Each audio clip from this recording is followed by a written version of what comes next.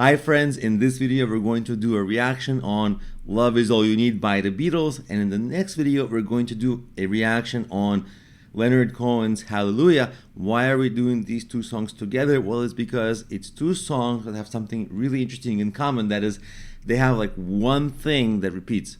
Love, love, love, love is all you need in this song, and Hallelujah in Leonard Cohen's song, with one difference.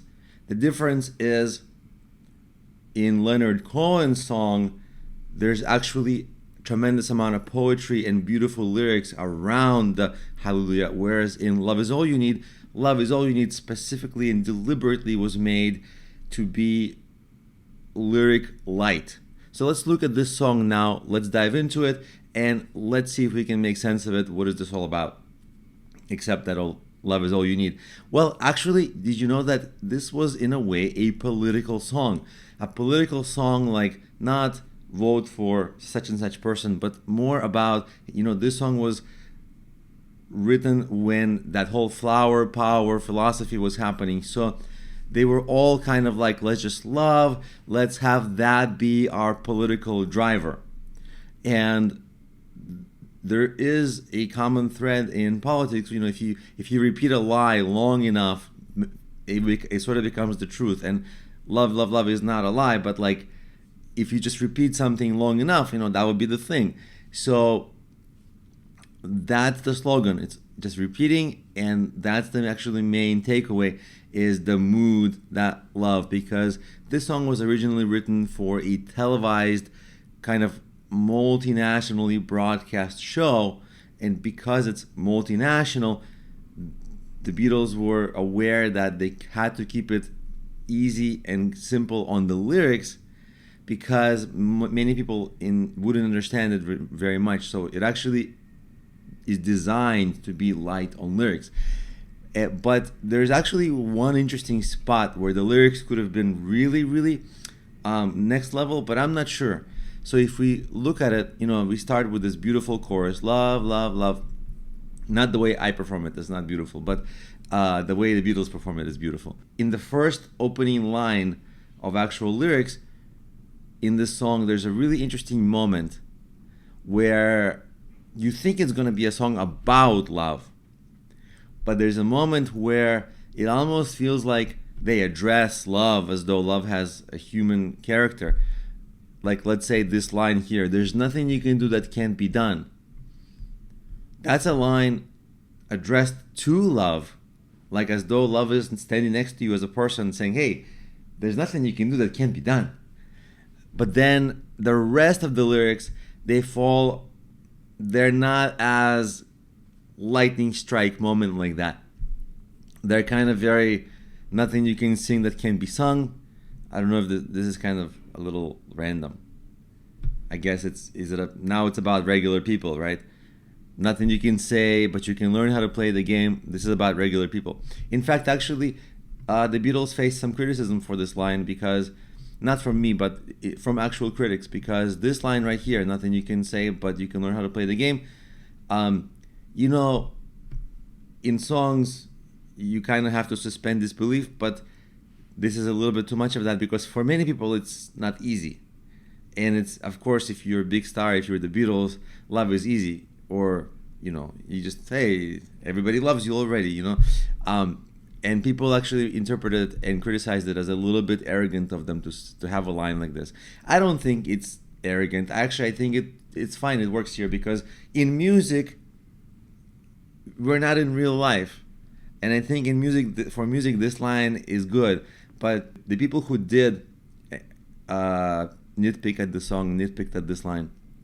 And they generally nitpicked at the naiveness with which the song is written. But I think that's a wrong criticism, because that's what you're supposed to do, is suspend reality when you're in music. I mean, you're in the magic fairyland of music, right? So it's a silly criticism, I think. But nonetheless, they had that. But, as a listener, what I really would have wanted to happen is, I wanted this song to be a richer experience in, like, keep that amazing chorus, but what if there was more effort into the lyrics? Like in Hallelujah, for example, that we're going to do in the next video, it's going to come out after this. Like, Hallelujah has there's like real poetry. And Leonard Cohen, when he talked about that song, he talked about how it took him years, and there was like 70 verses he wrote, and he was like, no, I don't love it, I don't love it, I don't love it, until he came up with like the 5 that are in there officially. And it would be great if there's nothing you can do that can't be done. What if it's a song with more interesting lyrics and more interesting poetry to love, addressed to love? I think that would elevate this already amazing song to a whole new level. So that's exactly what we're going to look at. And Hallelujah, Hallelujah is not as catchy. Hallelujah is a good chorus. Hallelujah, it's a good chorus. It's not nearly as catchy, so you can't compare these two songs. This song is immediately fun. Hallelujah is not immediately fun. Hallelujah is like, it's a little retrospective, introspective, but this song is so much fun already. Really, what makes it fun is just love, love, love. That continuing, repeating chorus. Imagine how much cooler it could have been if there was like moments in the lyrics where you're just like, whoa, what did they just say? Just kind of like what happens to me when I'm a listener. When I hear the first real lyrics and it says, there's nothing you can do that can't be done, and I kind of get a sense that they're talking to love at that moment. And I was like, ooh, that's an interesting perspective. I didn't see that coming, and I want to listen to even more.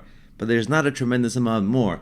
Like usually songs have around 24 to 30 original lines, if you count all the verses and choruses, and there's a element of the song that's called the bridge. So sometimes it can be quite lyric heavy. Here, very little, right? There's just very little of this. Just a few lines, really. So that's the reaction of this song, is that it's amazing and it could have been so much better. But it's an anthem. It's an anthem of the 70s, the early 70s. I believe that's when it came out, 1972. And it's they were quoted saying this is a political statement song. And I think actually from a political statement song similar to Let It Be, I think it's an amazing political song. Like if I was to write a political song, I would aspire it to be this. Because what else do you need to say? You don't need to say so and so is bad, so and so is good, don't do this, don't do that. Just love is all you need, and stop there.